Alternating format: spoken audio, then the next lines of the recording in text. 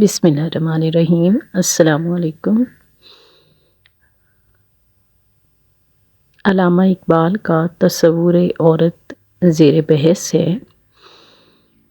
اس سلسلے کی آج کی نظم کا عنوان ہے پردہ۔ اقبال فرماتے ہیں، بہت رنگ بدلے سپہر بری نے، خدایا یہ دنیا جہاں تھی وہیں ہے، تفاوت نہ دیکھا زن و شو میں نے، وہ خلوت نشیں ہے یہ خلوت نشیں ہے، ابھی تک ہے پردے میں اولاد آدم، کسی کی خودی آشکارا نہیں ہے۔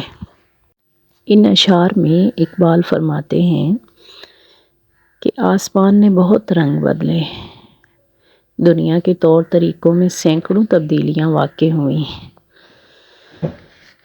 لیکن دنیا جہاں پہلے تھی وہیں رہی، کوئی خاص فرق نہیں آیا۔ اگلے شعر میں وہ فرماتے ہیں کہ میں نے بیوی اور شوہر میں قطعاً فرق نہ دیکھا۔ وہ بتاتے ہیں کہ انہوں نے سنا تھا کہ مرد بے پردہ رہتا ہے، عورت پردے میں، لیکن ان کا یہ خیال ہے کہ عورت بھی پردے میں ہے اور مرد بھی پردے میں، گویا حضرت آدم علیہ السلام کی پوری اولاد پردے میں ہے۔ لیکن سوال پیدا ہوتا ہے کہ ایسا کیوں؟